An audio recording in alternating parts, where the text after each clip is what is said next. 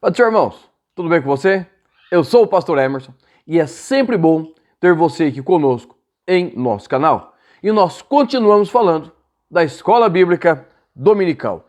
E nós chegamos na lição de número 8, a nossa pré-aula da lição de número 8. Tá? E é uma lição extremamente importante porque ela vai fazer a junção, ela vai encerrar as três lições passadas. Tá? Ela vai fazer uma junção das três lições passadas, ok? A lição de número 8, que ela vai trazer por título Edificados sobre o fundamento dos apóstolos e dos profetas. É a lição que será ministrada no próximo domingo, dia 24 de maio. Tá? E por que eu disse que ela é a junção? Vai ser o encerramento, vai fechar essas três últimas lições que nós tivemos. A primeira lição que eu quero comentar é libertos do pecado para uma nova vida em Cristo. A segunda é a condição dos gentios sem Deus. A terceira, Cristo, a nossa reconciliação com Deus. Ok? Então veja bem, o apóstolo Paulo e também o nosso escritor, né, o pastor Douglas Batista, ele vai fazer o quê? Ele começa com a nossa libertação do pecado. Tá? Ele vai falar da forma que Cristo, ele nos liberta, nos santifica, nos purifica e nos faz, certo? Deixarmos esta vida de pecado. A lição daí que seria a condição dos gentios sem Deus. Anteriormente, nós não tínhamos condição de salvação, porque éramos gentios, estávamos fora do contexto da promessa de Deus. Tá? Nós não fazíamos parte do povo de Deus, não fazíamos parte da promessa de Deus, estávamos sem Deus, sem paz e sem salvação, ok? E a terceira lição que eu quero mencionar, que foi da semana passada, que Cristo é a nossa reconciliação com Deus. Ou seja, Cristo, ele faz a nossa junção. Nós que estávamos longe, agora estamos perto. Nós que não éramos povo, agora somos povo. Através do quê? Através do sacrifício de Cristo e da nossa aceitação desse sacrifício. Porque anteriormente nós vivíamos imersos em nossos pecados. Agora somos libertos, somos reconciliados. Agora não somos mais forasteiros e somos sim família de Deus. Então, essas três lições anteriores, elas vão encerrar esse pensamento na lição de hoje, tá? Que a lição de hoje vai dizer assim: edificados sobre o fundamento dos apóstolos e dos profetas. Quem edificados? Nós, a igreja, pedras vivas, tá? Então, veja bem, a construção desse templo para Deus começa quando nós fomos tirados do mundo, libertos do pecado, certo? Fala dessa construção dessa nova vida. Vai dizer que nós fomos por Cristo, certo? Nós que estávamos longe fomos tirados, separados, ok? E através de Cristo fomos cinzelados, ou seja, nós somos trabalhados por Ele. Tá? As construções, a Bíblia vai falar de pedras toscas e pedras vivas. Pedra tosca é a pedra bruta, do jeito que veio. Pedra viva é aquela pedra que foi trabalhada, passou-se o cinzel, aquela ferramenta que ela é tipo uma talhadeira, que ela vai tirando, ela vai trabalhando a pedra para que ela fique na posição exata para que ela possa ser usada. Então o apóstolo Paulo, ele vai falar exatamente disso, certo? Que nós fomos edificados sobre o fundamento, mas nós não somos pedra bruta. A palavra de Deus vai nos chamar de pedras vivas. Pedra viva é a pedra que foi trabalhada. E nós vamos falar disto nesta continuação da lição. Tá? Também nós vamos falar da questão do apostolado, certo? Quem são os apóstolos, certo? Qual é o ministério apostólico e o que nós podemos aprender com eles, ok? Então o nosso texto áureo, né, é a repetição do título da nossa lição, edificado sobre o fundamento dos apóstolos e dos profetas, de que Jesus Cristo é a principal pedra de esquina. Efésios, capítulo de número 2, versículo 20. E o nossa verdade prática, Jesus Cristo é a pedra basilar da igreja, que está edificada por meio dos ensinamentos dos apóstolos e do testemunho dos profetas. Tá? Então vamos adiante para a nossa lição, porque tanto a verdade prática quanto o texto áureo, que são os nossos norteadores, eles vão estar bem detalhados no meio da nossa lição. E nós precisamos estar muito atentos a esta questão, ok? A nossa introdução diz assim: por meio da reconciliação efetivada na cruz, Cristo formou a igreja. O apóstolo Paulo a compara com um edifício em construção.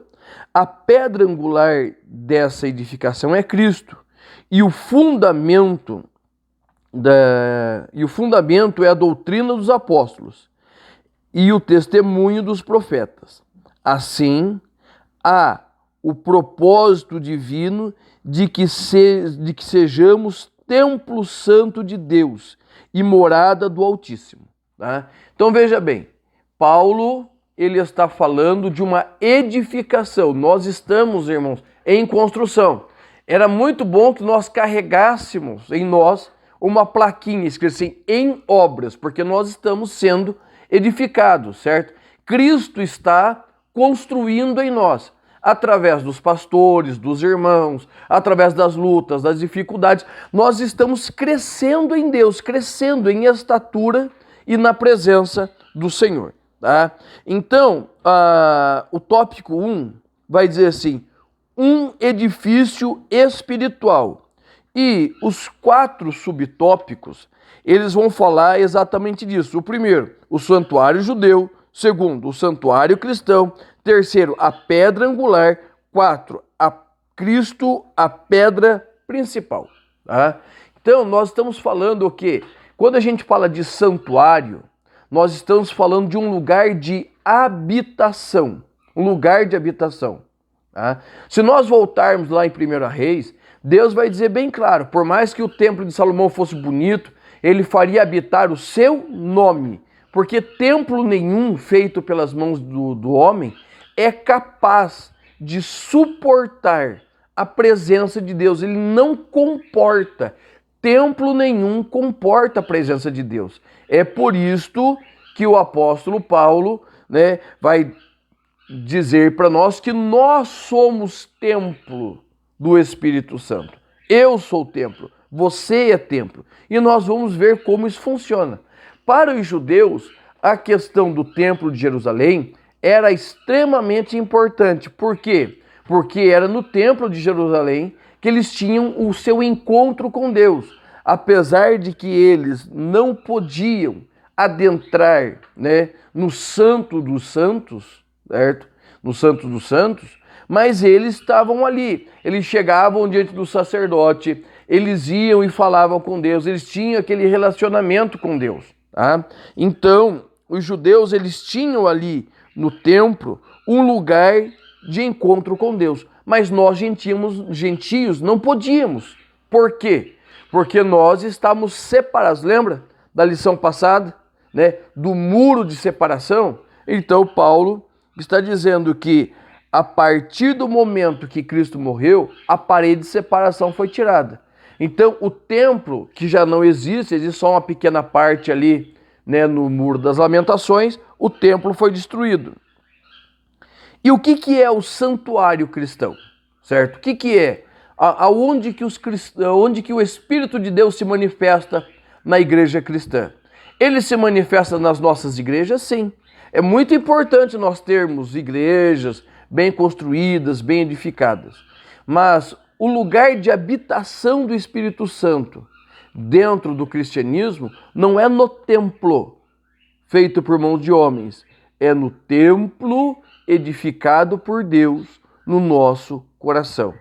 Tá? Existem pessoas aí, irmãos, que nós estamos rotulando de desigrejados, que dizem, não, eu não preciso ir na igreja, eu sirvo a Jesus em casa, aqui eu oro. Irmãos, tudo isso é importante e nós precisamos orar, nós precisamos buscar a Deus em casa, mas preste atenção, é necessário estar na igreja como edifício. Por quê? Porque nós cristãos, irmãos, nós precisamos de algo chamado comunhão, certo? A comunhão com os santos. A igreja primitiva teve um grande crescimento e desenvolvimento porque na igreja primitiva havia comunhão, certo? Havia comunhão, havia essa união, todos tinham tudo em comum, cresciam, se desenvolviam em Deus. Então é necessário que nós tenhamos as igrejas, é necessário que você tenha uma igreja e que você chame pessoas para ir à igreja com você, porque a igreja é um lugar de comunhão. Nessa época de pandemia, nós estamos sofrendo muito, principalmente eu gosto de falar, gosto de gente, né, sempre cercado, meu avô era pastor, então eu cresci nesse meio. E o que faz falta? A comunhão, certo? Então é necessário a igreja. Por quê? Porque é ali que nós nos tornamos parte do corpo de Cristo, certo? Naquela comunhão. A Bíblia vai nos chamar de pedras vivas. Tá? Quando nós construímos a nossa igreja aqui, nós pegamos tijolos, certo? Tijolos e argamassa. E nós fomos levantando um ligado ao outro. Massa, tijolo. Massa, tijolo. Para quê? Para que eles fossem ligados. O tijolo solto ele não serve, certo? A parede não tem força, não tem resistência. Mas a partir do momento que você vai ligando um ao outro e existe um elo de comunhão que é a massa, tá? Que é o Espírito Santo, ele vai tornando e preparando esse edifício. Então nós precisamos, irmãos, ter isso em mente, esta questão da comunhão. Nós precisamos ter a questão da comunhão. E neste templo chamado igreja, nós temos o que nós vamos chamar de pedra angular, certo? Ou a pedra fundamental, pedra principal. E o que é isso? É o próprio Cristo. Nas construções antigas, e vamos dizer antigas sim, não tão antigas, vamos colocar aí 200 anos atrás, certo? Se utilizava como forma da construção as pedras, certo? Usava-se as pedras nas construções. E eu vou colocar uma imagem aqui do lado, e o que você vai ver? Você vai ver uma casa, certo? Que no canto desta casa, bem no canto dessa casa, existem pedras que estão formando um ângulo, certo? Essas pedras, elas servem para quê? Para nortear o crescimento da parede. E nós também vamos ver que existem pedras, grandes pedras, embaixo, que são as pedras fundamentais, tá? Que é o alicerce. Então, o Paulo e também o nosso comentarista, ele está falando exatamente dessa situação, irmãos. Quando nós somos convidados, certo? A tornarmos pedras de esquina, pedras fundamentais para a edificação do templo cristão. Tá? Porque eu só serei templo quando eu estiver unido a você. É por isso essa comunhão boa que nós temos, certo? Eu faço as lições, estudo, aprendo, levo para você. Você estuda, aprende, leva adiante e nós vamos fazendo um elo e nós vamos edificando esse nosso templo, nós vamos edificando, nós vamos crescendo. Então, a questão da pedra fundamental, a pedra de esquina, a pedra angular, certo? A pedra principal, ela fala desse crescimento cristão, tá? A pedra de esquina, normalmente ela era posta como pedra fundamental, uma grande pedra, aonde a parede ia crescendo em cima. E daí nos cantos ia a pedra angular, que elas iam se amarrando e elas iam formando um ângulo reto para quê? Para que o edifício se pudesse crescer. E elas eram norteadoras do crescimento da igreja. Elas eram norteadoras do crescimento da construção. Elas eram colocadas primeiro, certo? Vamos dizer, iria se construir uma casa. O que os construtores faziam? Primeiro, eles pegavam grandes pedras é grandes pedras, tá? Eu vou colocar, vou deixar aí uma imagem de uma pedra de esquina que foi encontrada, né? Muito antiga, e você vai ver o tamanho desta pedra, tá? Só que isso é de grandes templos, uma grande estrutura. Mas nas casas, elas eram colocadas no canto, tá? E a parede ia crescendo em cima, ou seja, ela era esta pedra que ela ia orientar o crescimento da parede no prumo, no esquadro, tá? Para que ela ficasse alinhada e ficasse perfeita. Embaixo tinha a pedra fundamental, certo? Que suportava todo o peso do edifício. Cristo é a pedra angular, ele é a pedra fundamental, ele é a pedra principal de toda edificação cristã, ok? Sem Jesus, sem a palavra de Jesus, nós somos apenas uma religião como muitas outras. Mas a partir do momento que nós aceitamos a Jesus e vivemos a palavra de Jesus, que nós vamos ter aqui como o fundamento dos apóstolos, nós não somos mais uma religião, nós somos sim um povo, o povo escolhido de Deus, ok? Então, Cristo, ele é essa pedra.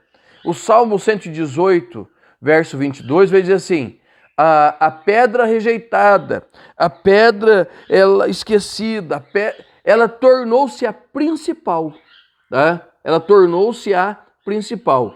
Então, Jesus, o Salmo 118, depois nós vamos ter uma alusão a isso no Evangelho de João, capítulo 1, veio para que eram os seus, mas os seus não receberam. Mas todos quanto receberam, foram chamados filhos de Deus. Ou seja, a pedra rejeitada para uns se tornou a principal de outros, ok? Então, nós precisamos ter isso em mente. E qual é o fundamento? Aonde está fundada esta vivência cristã? Ela está fundada na palavra, no fundamento dos apóstolos, certo? No fundamento dos apóstolos. Irmãos, os apóstolos, quem eles eram? Eles eram pessoas convocadas e comissionadas por Cristo para serem testemunhas, né, e dar continuidade ao seu ministério. Eu quero ler aqui, né, na enciclopédia do pastor Russell Champlin, a visão que o pastor Champlin tem a respeito do sinal do apostolado, tá? Então, segundo o pastor Russell Champlin, depois nós vamos comentar mais alguma coisa, ele vai dizer assim: os apóstolos precisavam ser testemunhas oculares, primeiro sinal. Segundo, eram dotados de poderes especiais, até mesmo miraculosos, como credenciais do seu ofício. Terceiro, eram os agentes especiais do reino em sua autoridade e administração. Quarto, recebiam um serviço e uma missão definida, tanto para os dias de Jesus como para o futuro. Então veja bem, o pastor Russell Champlin, ele vai trazer quatro sinais de um apostolado. Primeiro, precisavam ser testemunhas oculares, pessoas que viveram, conheceram, participaram do ministério de Jesus, viram a sua morte e a sua ressurreição. Segundo, eles eram dotados de poderes miraculosos. Nós vemos Pedro e João, fazendo coisas espetaculares, coisas que hoje nós não vemos e vemos assim pontualmente, tá?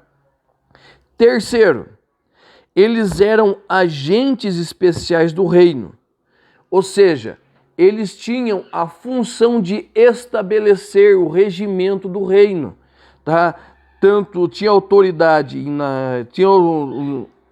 eram agentes especiais do reino em sua autoridade e administração, ok? Ninguém tinha dúvida da autoridade dos apóstolos. Pelos que eles faziam, as suas operações miraculosas, sim, mas também, certo? Pela autoridade que Deus lhes deu para administrar, tá? É só nós olharmos lá, Atos 11, Pedro vai pregar a um gentio incircunciso, o Espírito Santo desce sobre eles, Pedro volta e conta para os irmãos. Uns quiseram falar alguma coisa, Pedro disse, não, nós não podemos recusá-los, porque o mesmo Espírito que eu recebi, eles também. A partir desse momento, os gentios começam a ser aceitos no meio da comunidade cristã judaica lá de Jerusalém. Chegamos lá em Atos 15, o Concílio de Jerusalém, mesma coisa. Eles tinham autoridade para designar o princípio do cristianismo. Jesus deixou a sua mensagem, os seus ensinamentos, mas deixou os apóstolos, certo? Os apóstolos, os 12, encarregados de dar a continuidade àquilo que eles fizeram. E 4, recebiam um serviço e uma missão definida, tanto para os dias de Jesus como para o futuro. Preste atenção. Você crê nas cartas de Paulo, de João, de Pedro? Você crê? Por quê? Porque elas têm autoridade especial. Eles têm uma autoridade espiritual diferenciada, têm a inspiração de Deus. E você veja bem, vamos pegar só o Novo Testamento. Vamos pegar só o Apocalipse, certo? Apocalipse foi escrito em meados do ano 100. Um pouco antes, um pouco depois, em meados do ano 100. Então, hoje nós estaríamos, vamos colocar o ano 100 como ano redondo, tá? Nós estaríamos a 1920 anos depois que foi escrito o livro de Apocalipse, tá? E nós usamos esse livro com extrema naturalidade, certo? Como se ele tivesse sido escrito ontem. Tá? Nós lemos as cartas de Paulo, de Pedro, e parece que elas foram escritas exatamente para este tempo. É a autoridade dotada de Deus, a inspiração de Deus, tanto para questões futuras como para questões presentes. Tá? Então nós precisamos, irmãos, ter essa questão em mente. Então veja bem, a revista Chamado da Meia-Noite, ela vai expandir ainda a visão do pastor Champlin. Ele vai colocar 7 sinais do apostolado, certo? O primeiro, os apóstolos tinham de ser testemunha daquilo que Jesus havia feito durante todo o tempo em que esteve em seu meio. Eles tinham de ser testemunhas pessoais da sua morte e da sua ressurreição. Segundo, todos os apóstolos foram chamados diretamente por Jesus. Tantos os 12, certo? Tá? Mas Matias e também posteriormente Paulo, nós vamos falar de Paulo daqui a pouquinho. Terceiro, o ministério apostólico foi especial e exclusivo para a fundação da igreja. O ministério apostólico foi especial e exclusivo para a fundação da igreja. Quarto, os apóstolos tinham dons especiais para a realização de sinais e milagres destinados ao estabelecimento da igreja. Então, outro sinal, certo? Os milagres realizados, para quê? Para que as pessoas vissem e notassem que Jesus continuava vivo no meio daquela igreja. Quinto, a função apostólica nunca foi transmitida a outros. Nenhum apóstolo consagrou outro apóstolo. Não consagrou, certo? Sexto, os 12 apóstolos, todos de origem judaica. Não teve nenhuma outra origem, não teve gentio, todos judeus. E sétimo, Apocalipse 21:14 indica que nunca houve e nem haverá mais de 12 apóstolos. E o muro da cidade tinha 12 fundamentos, e nele o nome dos 12 apóstolos do Cordeiro. Tá? Então veja bem, o ministério apostólico, vamos dizer assim, nos moldes dos 12 e de Paulo, não existe, não tem como existir. Me diga um apóstolo que foi chamado diretamente por Jesus à semelhança de Paulo. Não vamos nem colocar a semelhança dos outros. A semelhança de Paulo. Tá? Me diga um dos apóstolos que tem autoridade dos apóstolos modernos, desses apóstolos modernos por aí, que tem autoridade de escrever uma carta e esta carta durar 2000 anos. Nem as igrejas duram tanto tempo assim. Tá? Então, irmãos, a questão do apostolado aos moldes dos 12 não existe mais. Porque nós precisamos entender que a palavra apóstolo, ela é intercambiável à palavra missionário, porque apóstolo e missionário querem dizer enviados, aquele que tem uma missão específica, certo? Aqueles que foram enviados com uma missão específica, mas eles nunca podem se assemelhar aos 12, ok? E na questão de Paulo, Paulo vai dizer o seguinte, que Jesus apareceu a Cefas, apareceu a Tiago, 1 Coríntios capítulo 15, versículos 5 adiante, e por último apareceu a mim, certo? Paulo vai dizer, e eu, o menor, eu sou um abortivo, porque veio fora do tempo. E ninguém consegue, desqualificar Paulo como apóstolo, porque todas as características que eu li na matéria da revista chamada Meia-Noite, que eu li no livro, na enciclopédia bíblica do pastor Russell Champlin, todas elas se aplicam a Paulo perfeitamente, tá? Perfeitamente. Então, Paulo, ele tem as qualidades de um apóstolo. E você vai ver o seguinte, que nenhum dos outros tem essas qualidades, dos 12 mais Paulo. Muitos, às vezes, chamam Barnabé, Silas, Timóteo como apóstolos, no sentido de eles estarem dando continuação à missão apostólica. Mas, na verdade, eles não são os apóstolos, são os pais da igreja. Tá? Nós temos uma matéria na teologia chamada patrística, que vai estudar os pais da igreja. Então, irmãos, o apostolado, ele era muito específico.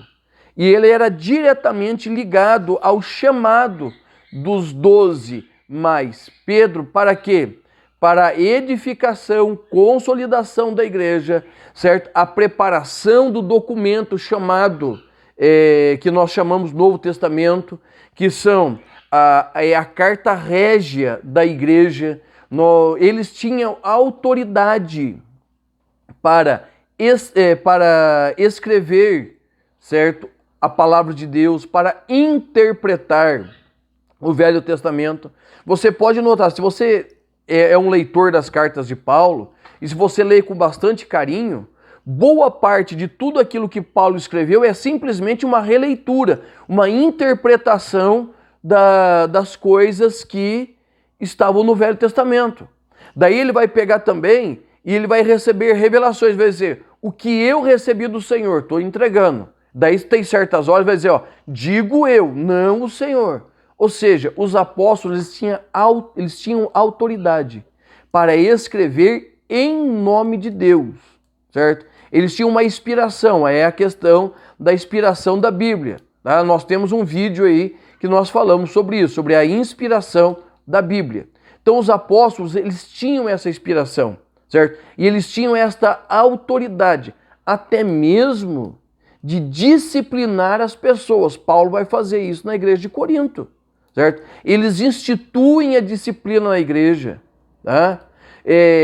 Você vai ver que eles têm condição de indicar, certo, a autoridade do outro. Pedro vai dizer assim, olha, nós lemos as cartas do irmão Paulo, certo, que tem autoridade. Ele vai colocar as cartas de Paulo na mesma autoridade dele do Velho Testamento. Diz que alguns que são bobão, né, interpretam errado. Mas, irmãos, então nós precisamos compreender, né, com todo respeito a esses que se dizem apóstolos hoje. Hoje não existe apóstolo. E muito menos não é na questão de missionário. Tá? A maioria dos que se designam apóstolos, eles já estão num campo trabalhado, porque hoje, irmãos, hoje é fácil ser apóstolo. Tá? Você não tem martírio, não tem perseguição, tá? Você não precisa defender com unhas e dentes, certo? A sua vida e a vida dos seus, porque não existe, por mais que nós estejamos com restrições de culto por causa da pandemia, mas não há perseguição religiosa, né, na questão de fechar templos, de não poder pregar o evangelho.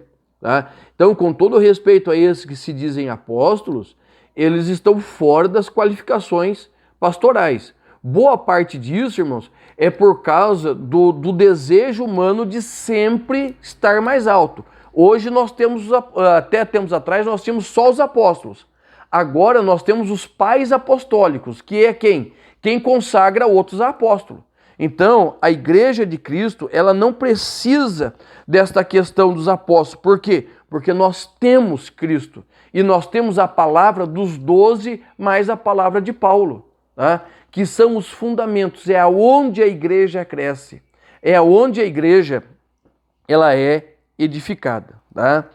E o tópico 3 vai dizer assim, edificados para a morada de Deus, certo? A expressão todo edifício bem ajustado indica um processo contínuo de desenvolvimento dos crentes. Assim, como todas as partes do edifício precisam ser harmônicas, o crescimento da igreja também depende de tudo ser bem ajustado a Cristo. Quando nós vamos construir uma igreja, vamos pegar agora, nem vamos pegar pedra, que eu não sei trabalhar com pedra, sei trabalhar com tijolo, né? Você vai fazer o quê? Você vai fazer a base, a viga no chão, certo? Você vai colocar os ferros esperando a parede para você fazer as colunas. E normalmente, para que a parede saia bem retinha, nós vamos nos cantos da parede, nós levantamos cano, nós pegamos lá com prumo, nível, né, régua, bem com carinho, esquadro, e nós vamos colocando uma parede, um pedacinho da parede levantada, bem certinho de um lado e do outro. Nós falamos fechar os cantos. Nós fechamos os cantos. E daí nós colocamos uma linha que vai de um canto no outro, certo? E é esta linha que vai nos orientar. Vai pegar um pedacinho do tijolo deste canto, um pedacinho do tijolo desse outro canto, certo? E isso vai nos orientar para que a parede fique reta. Quando a Bíblia está falando que Cristo é a pedra angular, ele está falando exatamente desses cantos, certo? Esses cantos de pedra, que eles são colocados ali para que toda a parede ela saia exatamente igual, na mesma altura, na mesma proporção. Tem um tijolo que é um pouquinho menorzinho, vai mais massa embaixo, mas em cima ele fica igual. Tem um tijolo que é um pouquinho mais curtinho, vai mais massa do lado, para que a parede toda fique igual. Isso, irmãos, é a questão do crescimento da igreja. Tá? Vou dizer assim, eu, Emerson, eu sou pastor. Eu sou pastor como função. Mas, na verdade, eu sou crente, certo? Antes de ser pastor, eu preciso ser crente. E eu tenho a mesma altura do irmão mais simples da igreja. Por quê? Porque quando o Senhor ele olha do céu, ele não vê ministério.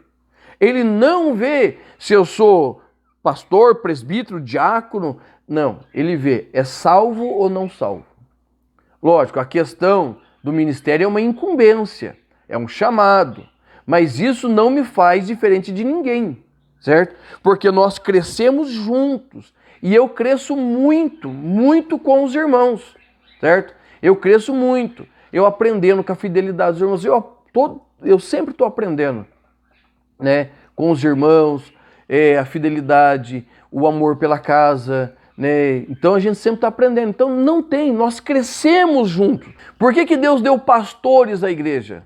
Para que a igreja tenha esse crescimento e todos cresçam juntos. Cresçam para ser o quê? Templos do Senhor. E esse templos do Senhor aí é a palavra grega que quer dizer naon, está aí na nossa lição.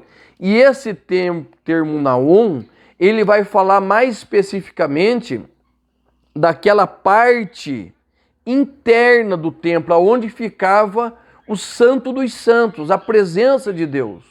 Tá? Nós não somos o pátio exterior, as paredes exteriores, nós somos o quê? O lugar onde Deus se manifesta. Deus se manifesta. Tá? Nós sentimos a presença de Deus nos nossos cultos, sentimos, graças a Deus. Ele se manifesta com pouca gente, com muita gente, com máscara, sem máscara, pela internet, sem internet. Ele se manifesta. Tá? Mas quando nós estamos unidos, não é mais gostoso? É sempre bom poder estar juntos na igreja, estar próximos.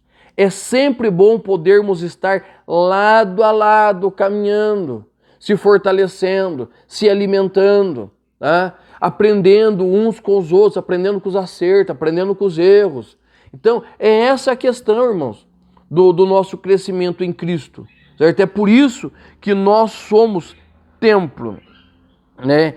E a lição vai dizer assim: todavia, a analogia paulina não se refere a uma estrutura material, mas sim ao crente que se tornou templo, separado do pecado, que quem pertence a Cristo passa a viver em santidade.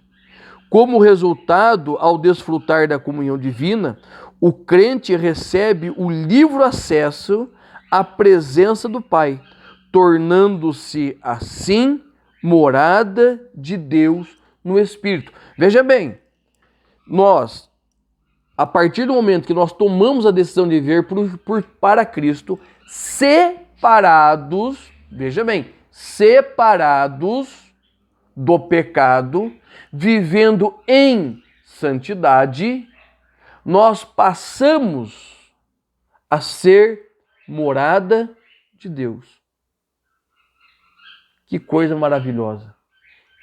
O Senhor, ele mora aqui, né? Quando a gente era pequeno na escola dominical, os professores ensinavam que Deus é tão grande, é tão grande, é tão grande que enche todo o universo.